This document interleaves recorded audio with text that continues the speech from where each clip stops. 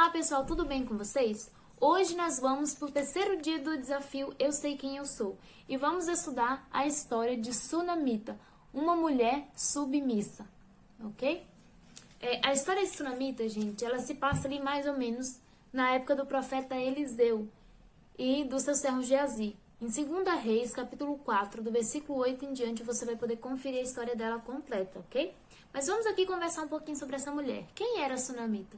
Sunamita era uma mulher, a Bíblia fala que ela era rica e influente. E ela morava em Sunem. Por isso que ela era chamada de Sunamita. O nome real dela, a Bíblia não relata, ok? Sunem, gente, era uma cidade em que o profeta Eliseu passava de tempos em tempos. E aí, quando ele passava, Sunamita sempre observava, sabe? Um dia, ela parou Eliseu e insistiu com ele para que ele fosse comer uma refeição com ela. Eliseu, então, foi.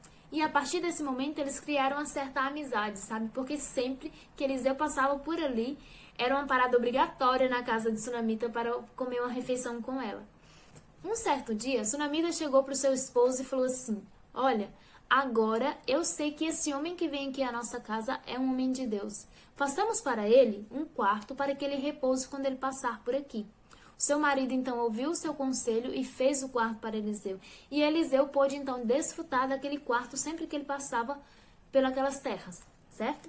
Só que Eliseu, gente, ele foi percebendo a bondade de Sunamita para com ele e ele ficava se perguntando: como que eu posso retribuir a essa mulher a bondade que ela tem para comigo?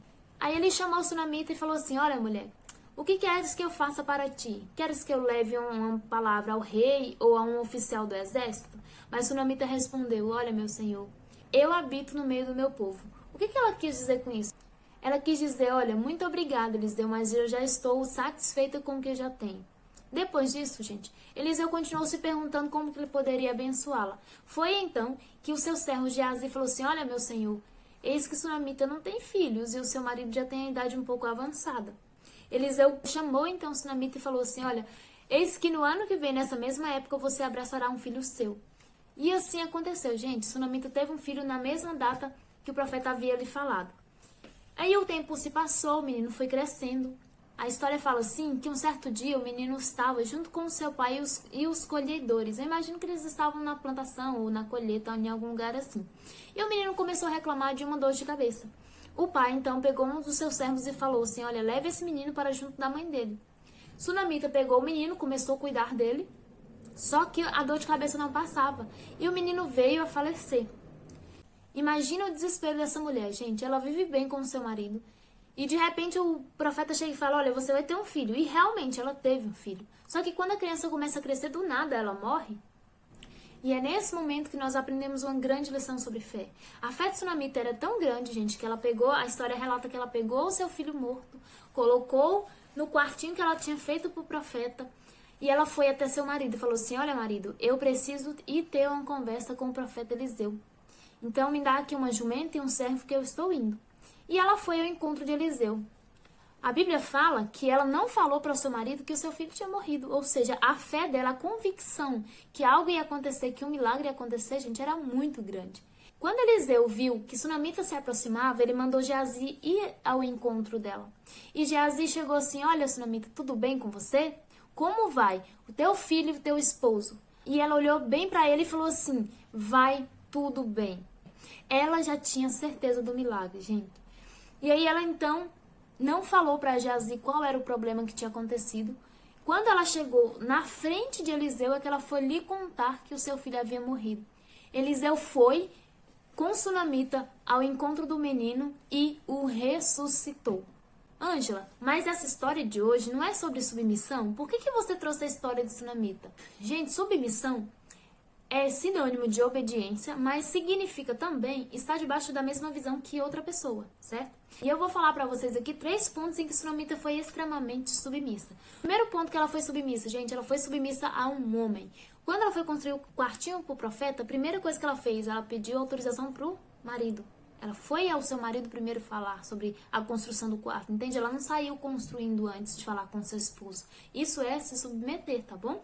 E assim foi quando ela foi ao encontro do profeta para conversar com ele. Antes de ir, ela foi ao seu marido e falou: olha, marido, eu preciso ir ao encontro do profeta, entendeu? Então ela estava sempre ali falando antes com o seu marido, se submetendo ao seu marido antes de fazer alguma coisa, ok? Segundo ponto de submissão que eu aprendo aqui nessa história, gente, é estar debaixo de uma visão, sabe? Eu vejo aqui que o profeta Eliseu deu uma visão ao Sunamita. E que visão que era essa? A visão de uma família completa, de um filho, né? A visão que ela seria mãe. E ela caminhou debaixo dessa visão. Mesmo quando tudo parecia desmoronar, mesmo quando tudo parecia impossível, ela permaneceu fielmente debaixo dessa visão. E Deus honrou ela no final por isso, certo?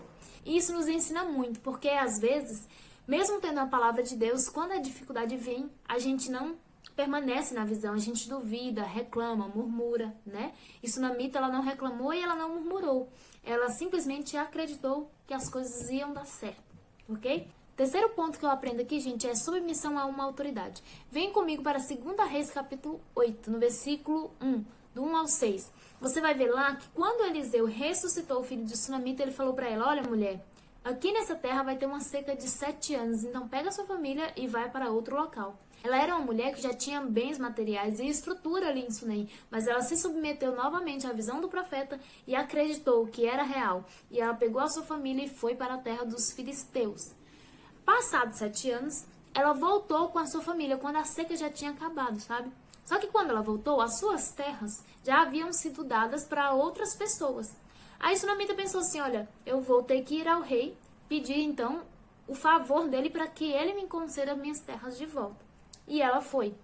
E aí, gente, a história relata assim que quando ela chegou na presença do rei para lhe pedir as terras de volta, quem estava com o rei e aconselhando ele no momento era Geazi. Geazi estava ali conversando com o rei e contando algumas histórias do profeta Eliseu para o rei. Inclusive a história da ressurreição do filho de Sunamita. Geazi tinha acabado de contar essa história para o rei quando Sunamita chegou. E aí, com a ajuda de Geazi, Sunamita conseguiu o favor do rei e ele lhe devolveu as terras. Eu vejo nesse momento Deus honrando a fé, a submissão e a bondade de Sunamita, sabe, para com o profeta Eliseu. E é desse jeito que acontece em nossas vidas. Às vezes, quando vamos nos submeter a algo, a gente pensa: nossa, mas eu estou perdendo me submetendo a isso ou àquela pessoa. Mas a gente nunca perde, sabe? O Senhor sempre nos recompensa quando somos submissos, quando somos bondosos e quando, principalmente, andamos debaixo da visão que Ele nos dá, ok? Foi isso que eu aprendi com a história de Sunamita. Eu espero que você possa ter aprendido algo também. Deixe aqui nos comentários o que você mais gostou desse vídeo, ok? Até a próxima!